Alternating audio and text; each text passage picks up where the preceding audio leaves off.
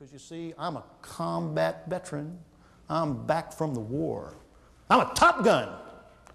You might want to think of me as a bald Tom Cruise.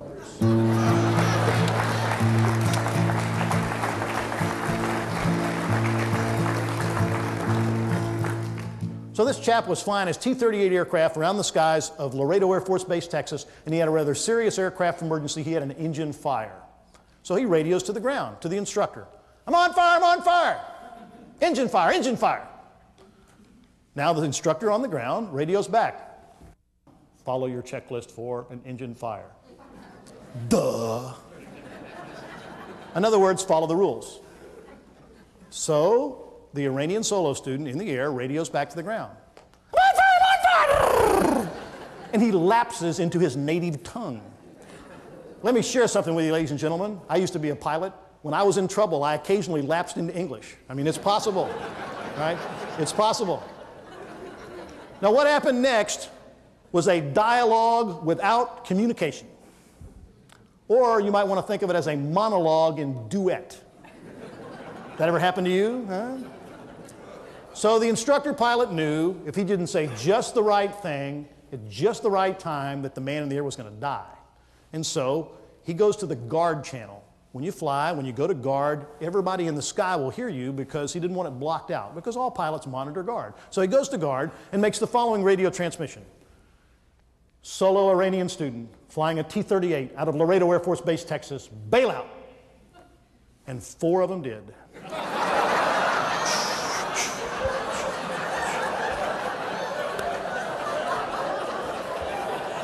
Hey, Jane, I'm just doing what you told me to do. I'm just following the rules. So you see, responsible decisions are those that most of the time follow the rules, but every once in a while they don't follow the rules. So if you're going to have people empowered to make responsible decisions, they must be empowered to occasionally break the rules. Otherwise, they're not empowered. Now, Lou Holtz, a great football coach at Notre Dame, was asked the question, how do you form great teams? How do you get people to bond well as teams? He says, it's to understand that everybody asks 3 questions. You're asking these questions of me now. The first question is, fill in the blank, please, can I trust you? We all ask the question, can I trust you? Now, trust is a fascinating topic. And let me challenge you to say that trust is not 100%, nor should it ever be 100%. My wife and I have a very strong relationship. We've been married 25 years, 2 kids, no problems. And I travel all over the country doing these kinds of programs with attractive people just like you in nice hotels. And when I'm on the road at 9 o'clock at night, I get a phone call from my wife. She trusts me, but not that much.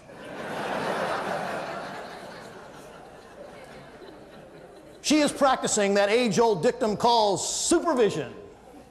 Or as we used to say in the Air Force, you got to inspect what you expect. And so if you're in a leadership situation, you never, ever can trust somebody to the point that you can't inspect them.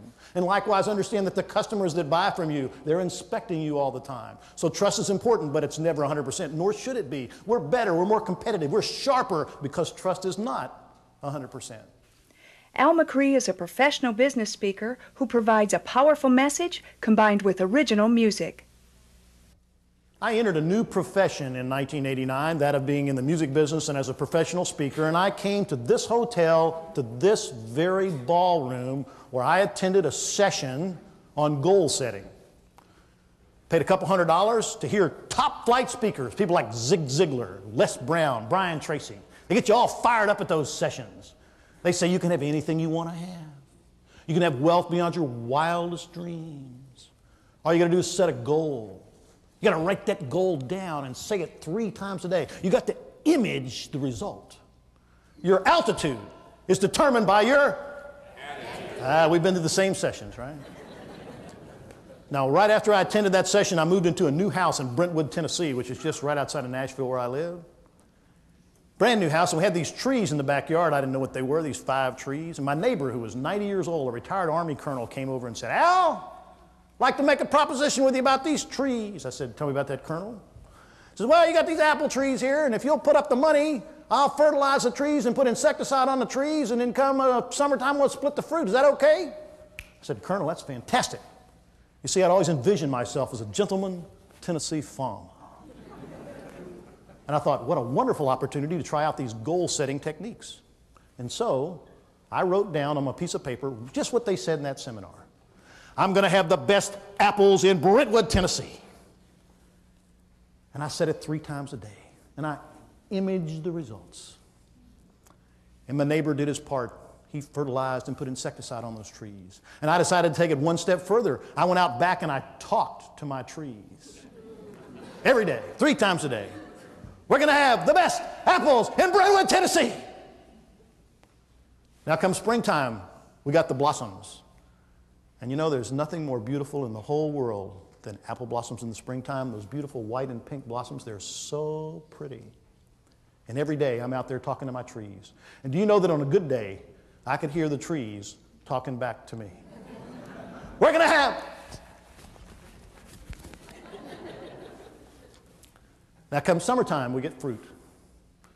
And 4 of those trees gave me the most beautiful apples you would ever want to see.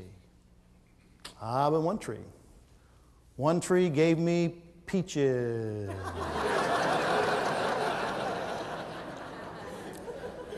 Now, Vera, if you are a peach tree trying to bear apples, you're not going to be happy. And Gary, if you have peach trees working for you and you're asking for apples, neither one of you are going to be happy. So somehow success, achieving goals, is all wrapped up in understanding what your natural gifts are. Do you need high-quality information, long-lasting motivation, plus entertainment to spice up your program? Then you need Al McCree. Now, I'm not sure what you were expecting at today's general session,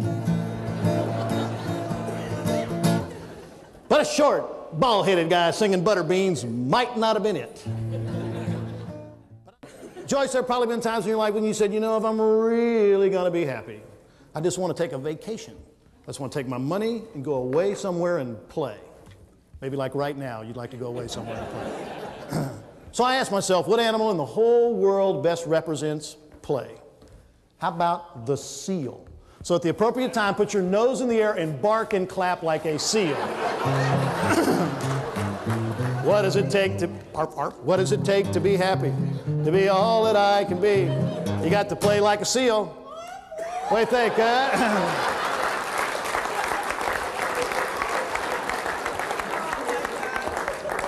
You got to hop like a frog. Now, Johnny's had a tough night, okay? So let's everybody help her out. Let's have everybody in the audience howl like a hound dog, okay? You got to howl like a hound dog. I love it. You got to soar like an eagle. I believe he likes this. You got to sing like a bird, make honey like a bee. I just want to be happy. Every program is customized to meet the specific needs of the audience. You got to sell, sell, sell. Buy, buy, buy. It's the only way.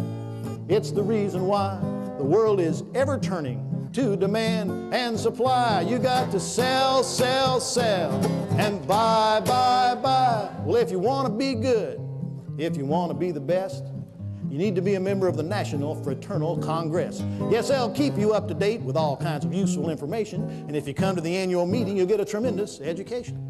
So if you want to be good, the best that you can say, you know you need to be active and attend every year the NFCA. This has been a paid political advertisement.